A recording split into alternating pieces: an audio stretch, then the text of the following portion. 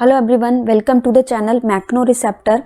Today we are going to study about the circular motion and some relevant topics, angular displacement, angular velocity and acceleration and the relation between them.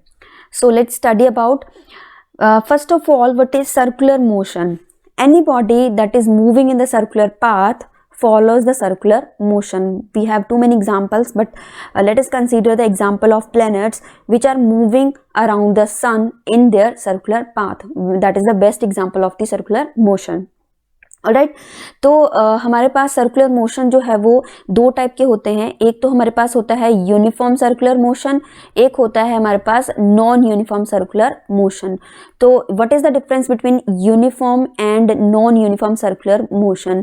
तो uniform motion में हमारे पास particle की जो speed रहती है वो through out the motion circular path वो क्या रहती है? कांस्टेंट रहती है, कांस्टेंट स्पीड. ऑलराइट, स्पीड जो रहेगी वो रहेगी आपके पास constant. But in case of the non uniform motion जो स्पीड रहेगी यहाँ पे क्या रहेगी? Variable. Alright, variable speed. But हमारे पास हमेशा उसकी जो डायरेक्शन है पार्टिकल की इन द सर्कुलर पाथ वो हमेशा ही क्या होती है? चेंज होती है, हर पॉइंट पे चेंज हो जाती है. That's why a particle follows a circular path. Alright, तो सपोज अब एक पार्टिकल जो है वो सर्कुलर पाथ में मूव कर रहा है, तो अगर वो इस पॉइंट पे रीच कर रहा है तो इस पॉइंट पे जो उसकी डायरेक्शन है वो that is represented by it's tangent. तो इस यहाँ पे भी उसकी डायरेक्शन जो है वो टेंजेंट के थ्रू रिप्रेजेंट करी गई है. तो these are the tangents at every point. तो जो कि क्या रिप्रेजेंट कर रहा है? Direction of the particle. Alright, तो हर पॉइंट पे पार्टिकल जो होता है वो अपनी डायरेक्शन चेंज करता है. तो इसीलिए जो पार्टिकल है वो सर्कुलर मोशन में मोशन करता है. ऑलराइट, तो डिफरेंस सिर्फ किस में रहेगा? स्पीड में, क्योंकि स्पीड एक यहाँ पे स्केलर क्वांटिटी है. अगर तो स्पीड कांस्टेंट है then it is called uniform, और अगर आपके पास नॉन यूनिफॉर्म है देन वेरिएबल स्पीड रहेगी. So that was all about the uniform and non uniform circular motion.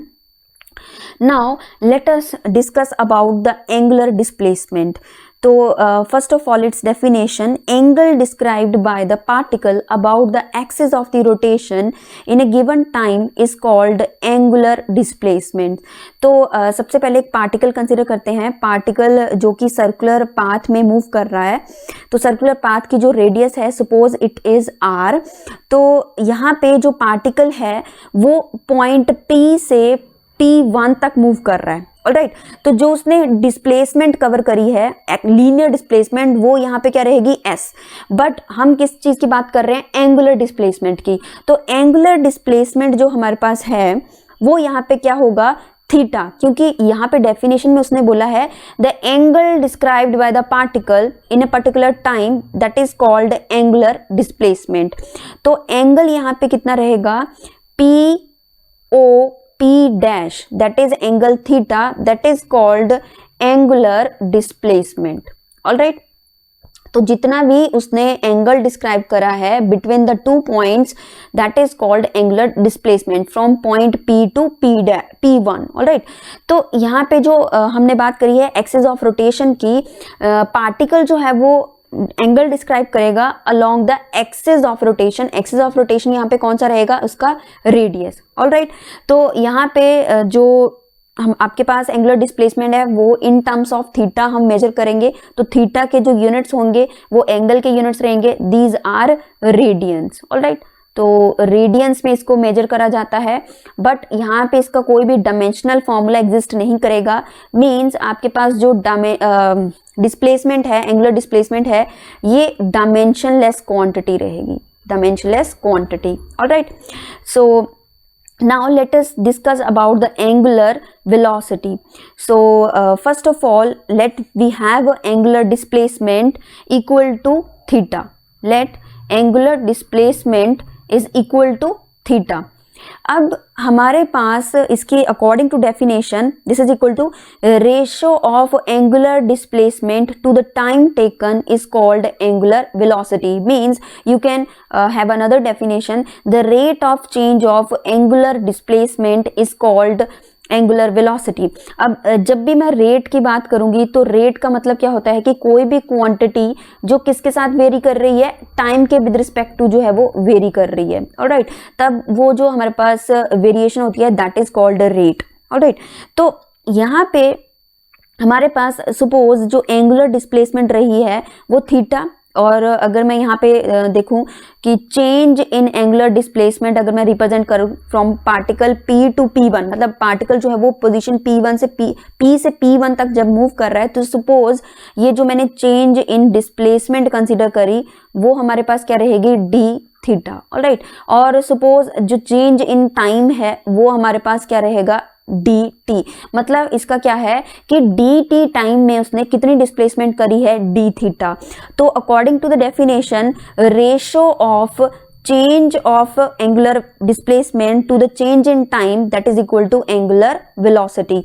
तो चेंज इन डिस्प्लेसमेंट हमारे पास क्या है, d थीटा, और चेंज इन टाइम हमारे पास क्या है, dt। The ratio of the d theta by dt is equal to angular velocity, तो that is represented by omega।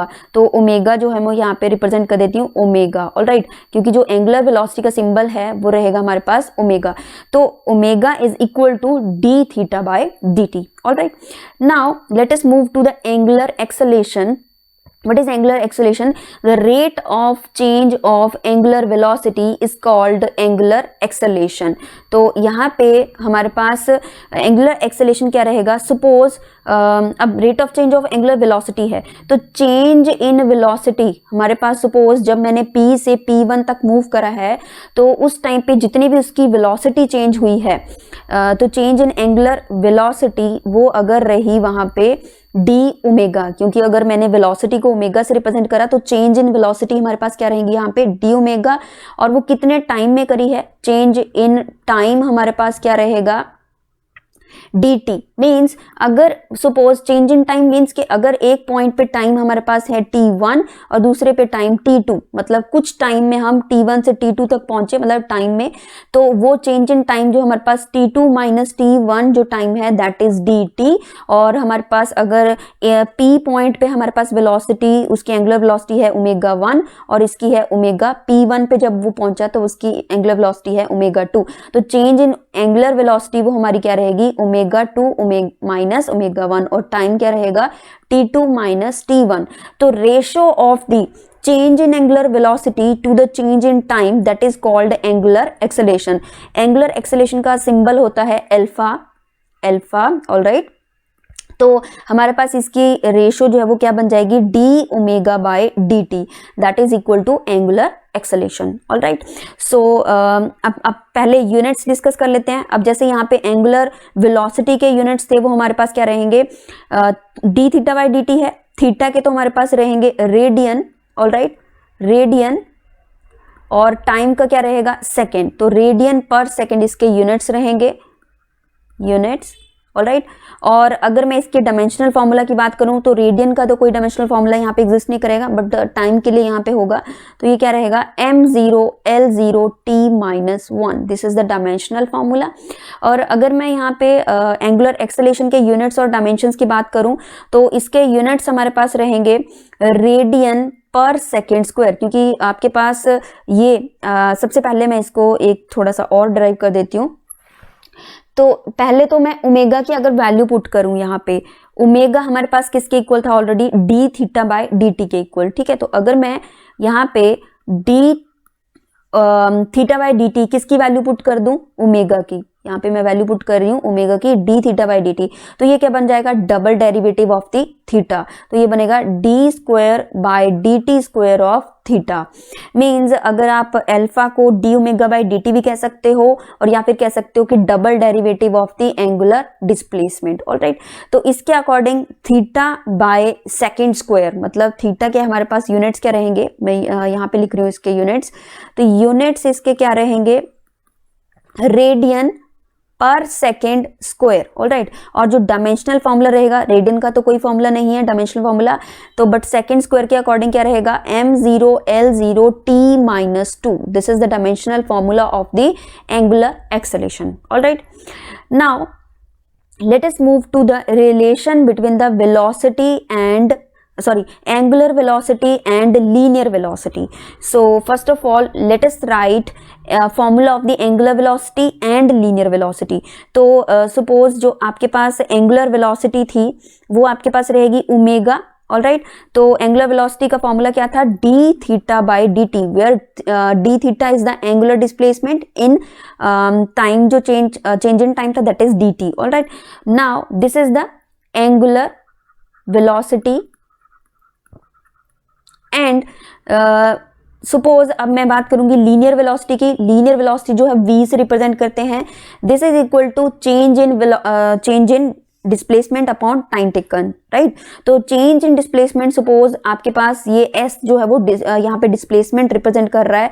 तो सपोज ये जो चेंज इन डिस्प्लेसमेंट है वो p से p1 तक हमारे पास क्या रहेगा. सपोज p पे पॉइंट हमारी डिस्प्लेसमेंट जो भी हमने मानी तो वो हमारे पास रही s1 और p1 तक उसकी जो डिस्प्लेसमेंट है वो रहेगी s2. तो चेंज इन डिस्प्लेसमेंट को मैं मानूंगी यहाँ पे डेल्टा s और you can call it the ds ले लेते हैं. d हमेशा क्या रिप्रेजेंट करता है, change in any quantity, alright. तो v जो है वो हमारे पास क्या रहेगा, ds by dt. This is the linear velocity. तो हमें क्या फाइंड आउट करना है, लीनियर वेलोसिटी और एंगुलर वेलोसिटी में रिलेशन फाइंड आउट करना है. तो हमने एक मैथमेटिकल फॉर्मूला पढ़ा है, दैट इज क्या होता है formula, angle is equal to arc upon radius. ये हमने फॉर्मूला पढ़ रखा है. Now according to this formula हमारे पास जो आर्क है उसकी लेंथ है हमारे पास from P to P1, this was equal to ds. हमने जो डिस्प्लेसमेंट कंसिडर करी थी वो हमारे पास क्या थी, ds. तो आर्क की जो वैल्यू है वो हमारे पास ds और रेडियस हमारे पास कितनी है, r, ऑलराइट. तो यहाँ से जो हमारे पास ds की वैल्यू है वो क्या रहेगी, r इंटू थीटा, ऑलराइट. तो ये जो वैल्यू है वहां पे हमने अब ds की वैल्यू जो है वो इक्वेशन 1 में पुट कर देनी है. इक्वेशन 1 जो है वो हमारे पास क्या बन जाएगी, v is equal to d by d t of, यहाँ पे अब ds की जो हमारे पास वैल्यू थी वो हमारे पास क्या थी, r इंटू थीटा, ऑलराइट. तो यहाँ से r मैं आउटसाइड कंसिडर कर लेती हूँ. तो d theta by d t ये हमारे पास रिलेशन आ जाएगा. अब as you know that d theta by d t जो है वो किसके इक्वल था, एंगुलर वेलोसिटी के इक्वल. तो अब मैं इसकी वैल्यू पुट कर देती हूँ. तो ये बनेगा r इंटू ओमेगा. तो हमारे पास रिलेशन जो है वो यहाँ से कैलकुलेट हो चुका है, that is v is equal to r omega. तो that is the relation between the angular velocity and angular acceleration, all right. But अगर हम इसी चीज को वेक्टर फॉर्म में देखें तो आपके पास रिलेशन क्या रहेगा, v vector is equal to r vector cross omega vector, मतलब v is equal to r cross omega, alright. Now let us move to the another relation, angular acceleration and linear acceleration. तो इन दोनों में relation हम derive करेंगे. तो according to the angular acceleration हमारे पास क्या रहेगी, सबसे पहले it is denoted by alpha. This is equal to d omega by d t, alright. और जो लीनियर एंगुलर एक्सेलेरेशन होती है हमारे पास, लीनियर एक्सेलेरेशन, उस चीज को हम डिनोट करते हैं a से. तो that is equal to d v by d t. As you know that the linear acceleration is equal to change in velocity upon change in time taken, all right. तो अगर हम यहाँ पे simply v की value put करते हैं, as we know that v is equal to r omega, तो हम रिलेशन यहाँ पे पुट करें तो a is equal to क्या बनेगा, d by dt of r omega. तो r जो है मैं आउटसाइड ले लेती हूँ, r d omega by dt. अब यहाँ से आप देख सकते हो कि D omega by d t जो है वो किसके इक्वल है, अल्फा के इक्वल. तो simply put the value of d omega by d t, तो r into alpha. Now we come to our final relation, a is equal to r omega, which is the relationship of the angular acceleration and linear acceleration. अगर इसको भी हम vector form में देखें तो a का जो रिलेशन है वो हमारे पास क्या बनेगा, अल्फा, सॉरी यहाँ पे क्या रहेगा, अल्फा. तो a is equal to alpha cross r. This is the relation between the angular acceleration and linear acceleration. So that was all about some concepts of the circular motion. If you like our video, then please subscribe our channel, share our video with your friends also, and please don't forget to press the bell icon so that you can update with our new videos. So thank you so much for watching my video.